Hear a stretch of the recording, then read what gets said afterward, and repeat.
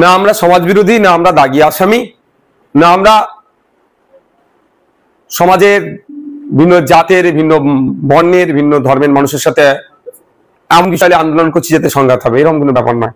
আমরা আমাদের দেশের সংবিধানের পূর্ণ মর্যাদা দিয়ে একজন দেশবাসী হিসাবে, দায়িত্বশীল নাগরিক হিসাবে আমরা কলকাতাতে ওয়াকফ সংশোধনী আইন 2025কে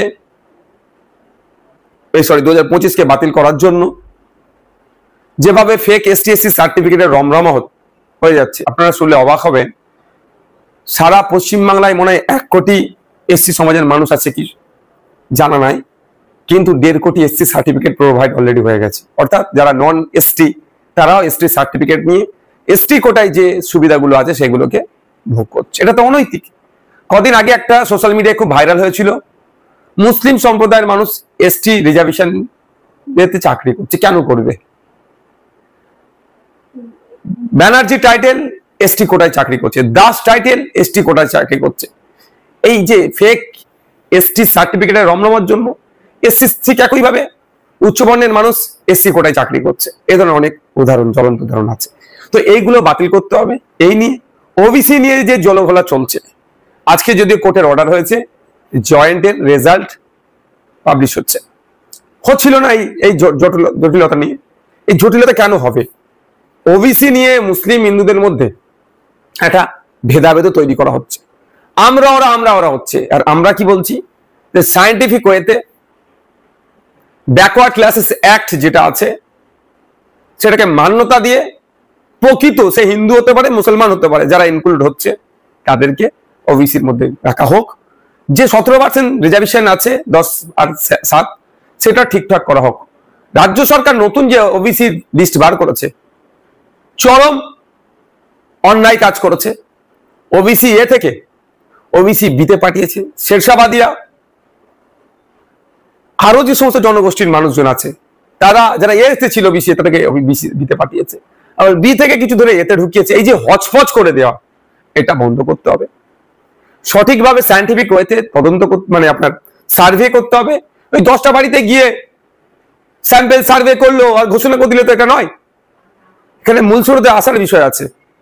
ডোর টু ডোর যেতে হবে, প্রত্যেকটা ফ্যামিলিকে কন্ট্যাক্ট করতে হবে, স্টার পড়ে সেটাকে ইনক্লুড করতে হবে। তা না করে করেছে বারবার কোর্টের কাছে ধাক্কা খাচ্ছে। এই আর হিন্দু মুসলমানের মধ্যে একটা টেনশন ভেদাভেদ তৈরি হচ্ছে। একটা সম্প্রদায় আর বিজেপি তো আছেই, শুভেন্দু অধিকারী তো আছেই, রেড়ে করে উঠছে নাকি সব মুসলমানদেরকে দিয়ে দিচ্ছে, সব মুসলমানদেরকে দিয়ে দিচ্ছে। অ্যাকচুয়াল মুসলিম হিন্দু সবাই আছে ক্ষতিগ্রস্ত। এই ক্ষতিগ্রস্তের হাত থেকে বাঁচানোর জন্য আমাদের ধর্মমন ছিল। এসআইআর এর নামে যেভাবে নাগরিককে আতঙ্কিত করা হচ্ছে, দেশ থেকে তাড়িয়ে দেবে, ভোটার লিস্ট থেকে নাম বাদ পড়ে যাবে, ডিভোটার করে দেবে, আর বিজেপি যেভাবে হয়রানি করার জন্য হুমকি দিচ্ছে। 1.5 কোটি নাকি রোহিঙ্গা আছে। ইউনাইটেড নেশন বলছে সারা পৃথিবী জুড়ে 24 লক্ষ মতো রোহিঙ্গা আছে, যার মধ্যে 10 লাখ শুধু বাংলাদেশে, ইন্দোনেশিয়া, মালয়েশিয়া, পৃথিবীর বিভিন্ন কান্ট্রিতে অল্প অল্প করে রোহিঙ্গা আছে। আর আমাদের দেশের স্বরাষ্ট্র দপ্তরের দেওয়া তথ্য অনুযায়ী 30,000 রোহিঙ্গা আছে, যেটার শরণার্থীর হিসাবে তাদেরকে ট্রিট, অনেকের কাছে ইউএন এর কার্ডও আছে, শরণার্থীর কার্ড আছে। তো প্রশ্ন হচ্ছে এখানে, আমি ধরছি 30,000ই যদি ইললিগালি আসে, তার জন্য তো ফরেনার্স অ্যাক্ট আছে। কিন্তু যেভাবে শুভেন্দু অধিকারী 1.5 কোটি মানে রোহিঙ্গা আছে তাড়িয়ে দেওয়া হবে, তাহলে 1.5 কোটি রোহিঙ্গা আছে এটা ভারত সরকারও স্বীকার করছে না। ভারত সরকারের গুরুত্বপূর্ণ একটা দপ্তর, স্বরাষ্ট্র দপ্তর, তিনারা বলছেন 30,000 আছে। সেই 30,000-এর মধ্যে সব থেকে বেশি রোহিঙ্গা কোন রাজ্যে আছে? দিল্লি। দিল্লিকে এখন কন্ট্রোল কারা করে?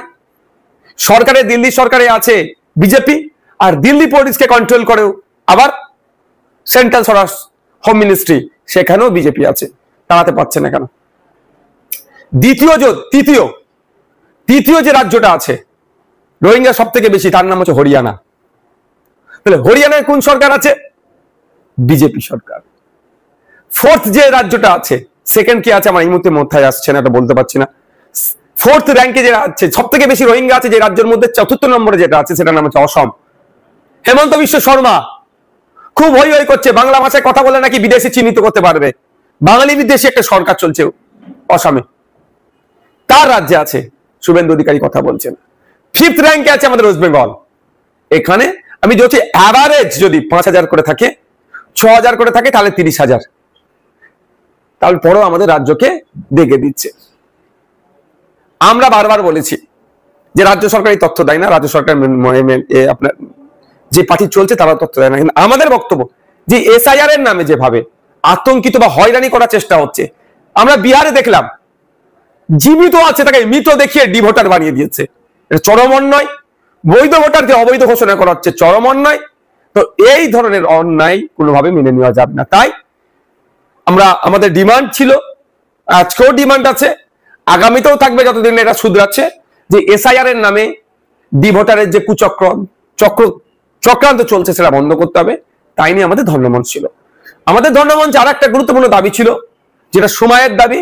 রাজ্যের মুখ্যমন্ত্রী অলরেডি ঘোষণাও করেছেন নাকি 5,000 টাকা করে দেবে। এই 5,000 টাকাতে সমাধান হয় না পরিযায়ী শ্রমিকদের।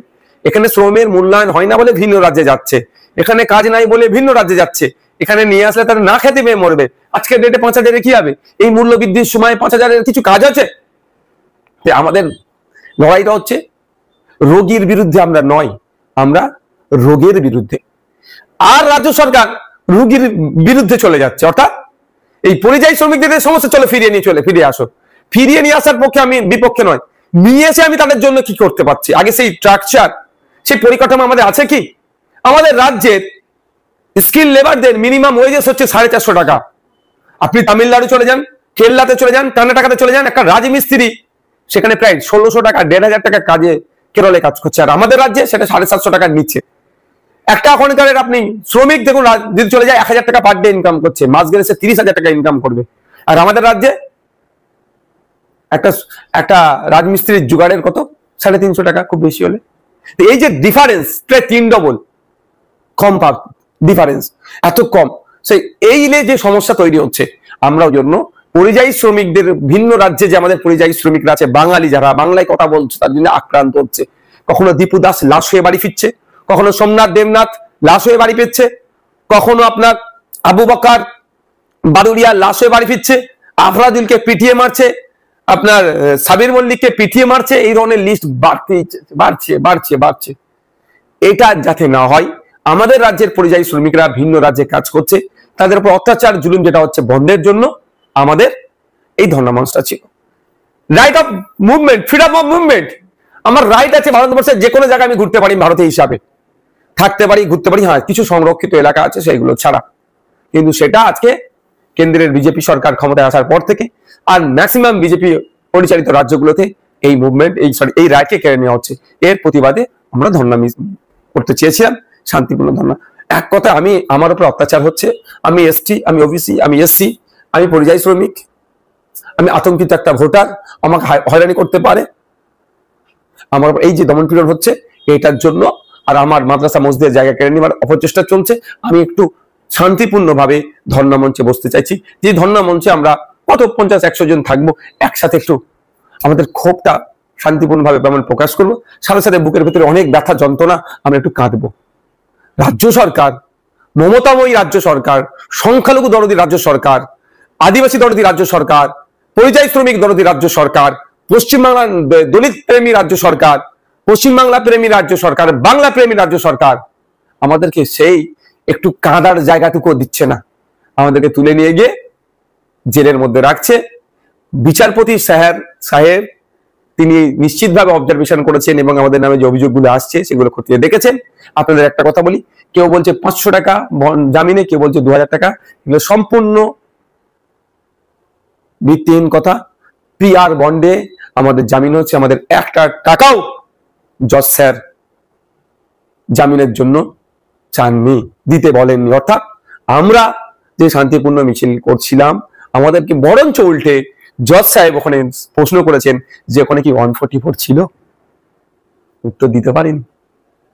আরো কিছু প্রশ্ন করেছেন, সবটা আমি বলছি না, কোর্টের ইনসাইডের ম্যাটার, আমি তো উত্তর দিতে পারেনি।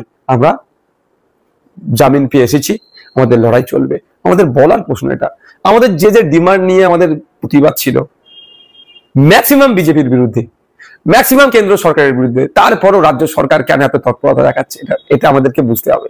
এরা বলছে ওয়াকআপ নিয়ে চিন্তা নেই, ওয়াকআপ রাজ্যতে লাগু হতে দেবো না। তাহলে আমরাও বলছি ওয়াকআপ রাজ্যতে, আমরা দেশে লাগু হতে দেবো না ওয়াকআপ নতুন আইন।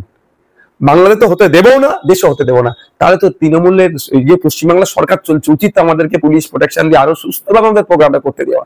আর এটা আইএসএফ এর রাজনৈতিক কর্মসূচি একার ছিল না, পশ্চিমবাংলার বিভিন্ন সামাজিক সংগঠন আর অনেক রাজনৈতিক সংগঠন মিলে আজকে একটা, গতকালকে একটা আমাদের, এটা গত পরশু আমাদের একটা আন্দোলন ধর্ণামন ছিল, এখানে করতে দিচ্ছে না কেন? এটাই বুঝতে হবে। পশ্চিমবাংলা যদি ওয়াকআপ বিরোধী আন্দোলন শক্তিশালী হয়, দিল্লির ওয়াকআপ বিরোধী আন্দোলন অক্সিজেন পাবে, মহারাষ্ট্রের ওয়াকআপ বিরোধী আন্দোলন অক্সিজেন পাবে, উত্তরপ্রদেশের ওয়াকআপ বিরোধী আন্দোলন অক্সিজেন পাবে, ঝাড়খণ্ডের ওয়াকআপ বিরোধী আন্দোলন অক্সিজেন পাবে, বিহারে নির্বাচন আসছে সেখানে মানুষজন অক্সিজেন পাবে, অসমের ওয়াকআপ বিরোধী আন্দোলন অক্সিজেন পাবে। আর যত অক্সিজেন পাবে তত বিজেপি দুর্বল হবে, যা দুর্বল আছে আরো দুর্বলতম হয়ে যাবে, অবিজেপি শক্তির উত্থান হবে।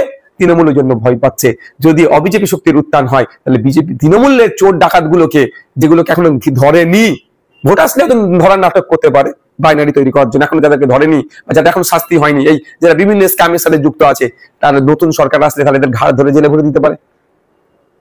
তখন আরএসএস এর কথা নাও শুনতে পারে নতুন সরকার, এখন যেমন আরএসএস এর কথা বিজেপি শোনে। তো সেই জন্য এইখানে দুর্বল, এইখানে আন্দোলনকে নুরাতি নষ্ট করতে চাইছে, এখানে আন্দোলনে দানা বাঁধতে দিচ্ছে না।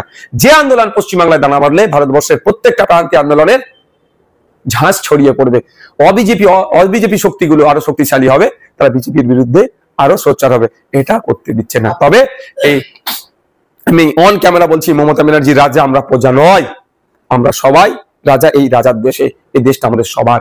আমরা ভোট দিয়ে মমতা ব্যানার্জিকে 5 বছরের জন্য মুখ্যমন্ত্রীর সিটে বসিয়েছি, পরিচালনার দায়িত্ব দিয়েছি, দ্যাটস অল, এর বাইরে আর কিছু নয়।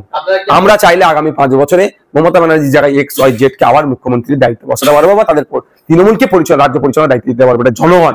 সুতরাং এই গণতান্ত্রিক রাষ্ট্রে, ধর্মনিরপেক্ষ রাষ্ট্রে জনগণই শেষ কথা বলবে।